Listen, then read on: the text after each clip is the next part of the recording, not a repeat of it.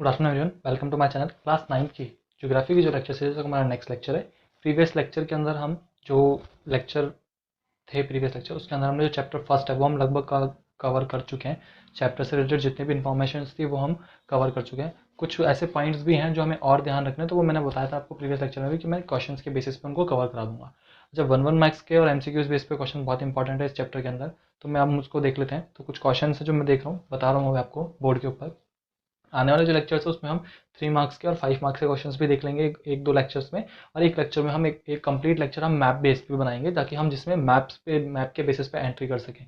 Maps को किस तरह से फिल करना है, मैप्स में कहाँ कहाँ कौन कौन सी लोकेशन है वो भी हम इजीली देख पाएँ। तो हम एक मैप बेसिस भी एक लेक्चर प्रिपेयर कर लेंगे। तो आज जो है वो बेसिकली कुछ इंपॉर्टेंट पॉइंट्स है जो हमें ध्यान रखना है, जो हमारे चैप्टर में मिस हो गए हैं, या अगर आप कवर भी हो गए हैं तो मोस्ट ऑफ द चीज़ें तो क्या कवर हो चुकी है, लेकिन कुछ ऐसी चीज़ें हैं जो कवर नहीं हुई है, तो मैं उनको क्वेश्चन के आंसर्स के बेसिस पे कवर कर रहा हूँ। तो आप देखिए, सबसे पहला पॉइंट है southern most point of India. India अगर आप साउदर्न मोस्ट पॉइंट देखें, मतलब इसका मतलब ईस्ट, वेस्ट, नॉर्थ और साउथ। तो साउदर्न मोस्ट जो पॉइंट है, सदर्न मोस्ट जो पॉइंट है अब इंडिया का, वो कौन सा है? Indira point. Southern most point कौन सा है? इंदिरा पॉइंट। अच्छा, ये कहाँ पर है? निकोबार आइलैंड। जो आपका निकोबार आइलैंड है उसके ऊपर है। अच्छा, 2000 अप्रॉक्सीमेट 4 या 6 के अंदर ये टी सुनामी जो आया था, सुनामी जो आया था, उसमें क्या हो गया था? डिसअपियर हो गया था। क्यों? क्योंकि ये पानी पानी का लेवल अप हुआ और ये पॉइंट क्या हो गया? मतलब दिखना बंद हो गया। एक आइलैंड था, तो आइलैंड के ऊपर एक पर्टिकुलर पॉइंट था जिसको हमने इंदिरा पॉइंट नाम दिया हुआ था। ठीक है, ये इंडिया के साउदर्न मोस्ट पॉइंट था, मतलब इंडिया का सदर्न मोस्ट पॉइंट था, सबसे नीचे वाला पॉइंट था इंडिया का। लेकिन क्या हो चुका 2004 और 6 में क्या हुआ, जैसे टिसुनामी आई तो उसमें क्या हो गया? ये डिसअपियर हो गया। वाटर लेवल क्या हो गया था? अप हो गया। तो ये पॉइंट क्या हो गया? Completely disappear. नेक्स्ट जो पॉइंट है वो क्या है? Southern most tip of a main land. अगर आप इंडिया का जो मैप है, इंडिया का जैसे एग्जाम्पल के तौर पर हम एक इस तरह से बात करते हैं, तो ये जो इंडिया का मैप है, तो इस इंडिया मैप के अंदर जो टिप है, ठीक है, तो southern most tip main land of India. ठीक है, southern most main land of India. तो इंडिया का जो मेन लैंड है, इंडिया का जो मेन लैंड है, उसका जो सदर्न मोस्ट पॉइंट है वो कौन सा है आपका? कन्याकुमारी। कौन सा है आपका?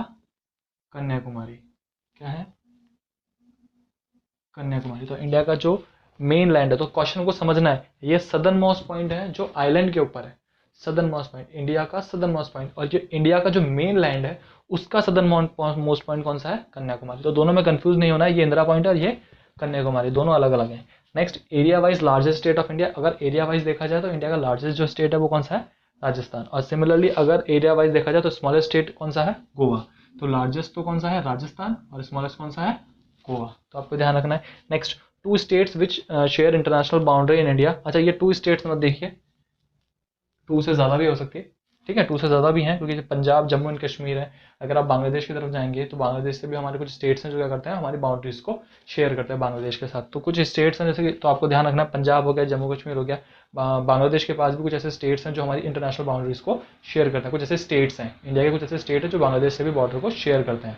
ठीक है, तो मेन कौन से हैं? पंजाब और जम्मू कश्मीर। पंजाब बेसिकली आपके इधर पाकिस्तान से शेयर करता है, और अगर जम्मू कश्मीर की आप बात करें तो वो पाकिस्तान से साथ साथ चाइना से भी शेयर करता है। और सिमिलरली अगर आप बांग्लादेश के बारे में बात करें तो वो भी बांग्लादेश से भी हमारे कुछ स्टेट्स हैं, ईस्ट साइड के जो स्टेट्स हैं, इंडिया के जो ईस्ट साइड के स्टेट्स हैं, वो बाउंड्री शेयर करते हैं। हम मैप के बेसिस पे एक बार इसको और डीपली स्टडी कर लेंगे। जब हम मैप वाली सीरीज स्टार्ट करेंगे तब हम एक बार और डीपली स्टडी कर लेंगे इस चीज़ को। नेक्स्ट अपन बात करें तो इंडिया यूनियन। इंडिया यूनियन ये बहुत इंपॉर्टेंट क्वेश्चन है। इंडिया को एक यूनियन की तरह काउंट किया जाता है, इंडिया को एक यूनियन की तरह काउंट किया जाता है। उसका रीजन क्या है ये देखिए आप, several states are under the central government. ठीक है, जितने भी इंडिया के अंदर स्टेट्स हैं वो सब किस में है? सेंट्रल गवर्नमेंट के अंदर। किसके अंदर है? सेंट्रल गवर्नमेंट के अंदर, but independent in state affairs. लेकिन उनके स्टेट अफेयर्स में क्या है? वो इंडिपेंडेंट है। तो इसका मतलब क्या है कि बेसिकली हर स्टेट से, इंडिया के जितने भी स्टेट्स हैं वो उन स्टेट्स की अपनी स्टेट गवर्नमेंट है जो अपने स्टेट के लेवल पर काम करती है। उनके पास उनकी सिक्योरिटी के लिए पुलिस, जो स्टेट पुलिस होती है, जो स्टेट के लेवल पे वर्क करती है। तो इंटरनल अफेयर्स होते हैं जो भी स्टेट के लेवल में होते हैं। हालांकि ये पॉलिटी बेस्ड क्वेश्चन है, लेकिन फिर भी आप समझ लीजिए। तो स्टेट के अंदर जो वर्क कर रहे हैं वो सारा ये स्टेट लेवल पे होगा, तो वो इसके क्या हो गया? स्टेट अफेयर्स हो गए। बट इन स्टेट अफेयर्स के बेसिस पे इनको सेंट्रल गवर्नमेंट को भी रिपोर्ट करनी होती है। क्या करनी पड़ती है?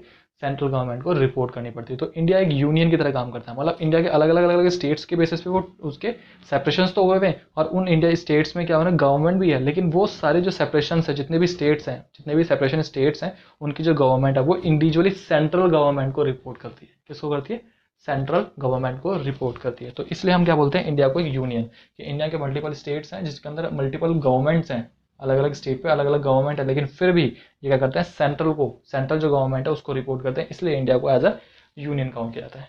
नेक्स्ट हम बात करते हैं सब कॉन्टिनेंट। सब कॉन्टिनेंट बहुत इंपॉर्टेंट पॉइंट है, ध्यान रखना है।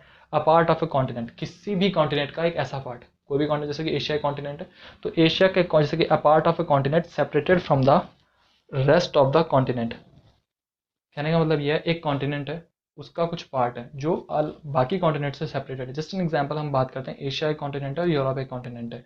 तो अगर आप देखें तो यूरोप और एशिया अलग अलग है। अब इंडिया एक कंट्री ऐसा है जो बिल्कुल अलग है एशिया के, उसका कहीं टच ही नहीं है। अगर आप देखेंगे इंडिया, तो इंडिया यूरोप कॉन्टिनेंट के कहीं भी टच नहीं करता। ठीक है, तो इस तरह से, तो क्या बोला हमने, a part of continent separated from the rest of the continent. अगर उसको आप कॉन्टिनेंट के बाकी हिस्से से क्या करते हो, अलग करते हो बाय नेचुरल फीचर्स।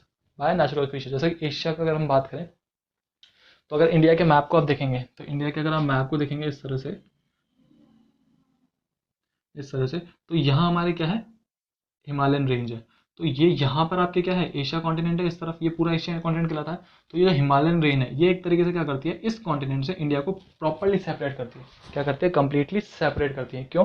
क्योंकि अगर ये हिमालयन रेंज के इस तरफ बात करें तो कॉन्टिनेंट तो पूरा ही है, कॉन्टिनेंट तो क्या है, पूरा है। लेकिन क्या है, ये हिमालय रेंज क्या करती है, इस कॉन्टिनेंट, कंप्लीट कॉन्टिनेंट से इंडिया को सेपरेट करती है। इंडिया को क्या करती है, सेपरेट करती है। तो यही हमने बोला, a part of a continent separated from the rest of the continent. तो किसी भी कॉन्टिनेंट का एक पार्ट, जैसे एग्जांपल इंडिया, अगर वो बाकी कॉन्टिनेंट से, बाकी कॉन्टिनेंट मतलब इसी कॉन्टिनेंट के बाकी हिस्सों से अगर वो अलग होता है, अलग किससे होता है, by natural features, by natural features such as mountains and rivers. तो अगर बाय नेचुरल फीचर्स से अगर वो भी कोई भी कंट्री या कोई भी पार्ट ऐसा है जो उस कॉन्टिनेंट, बाकी कॉन्टिनेंट की जितना भी हिस्सा है, बाकी कॉन्टिनेंट मतलब एशिया कॉन्टिनेंट ही, उस कॉन्टिनेंट से अगर अलग हो रहा है किसी नेचुरल फीचर से, तो उसको हम क्या बोलते हैं, सब कॉन्टिनेंट। और दूसरी कंडीशन क्या होनी चाहिए कि उसका खुद का एक ओन कल्चर होना चाहिए जो फेमस हो।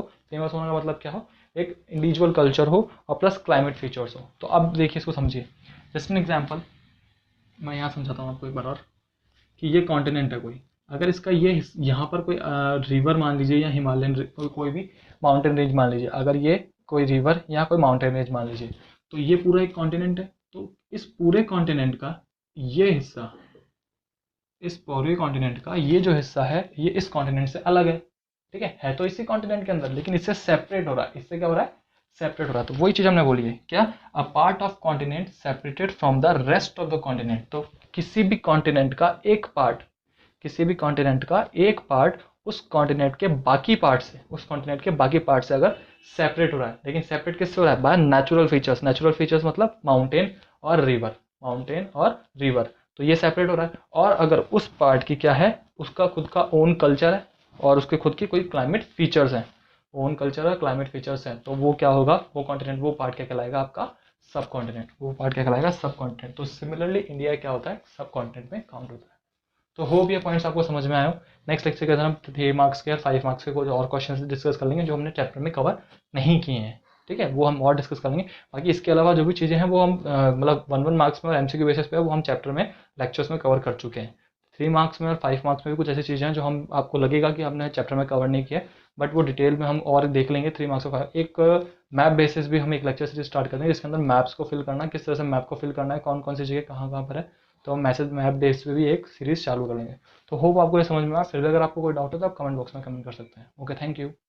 Hello everyone, if you like the video please subscribe the channel, like the video and share the videos to your friends so that they can use their time during lockdown. And don't forget to press the bell icon for next updation.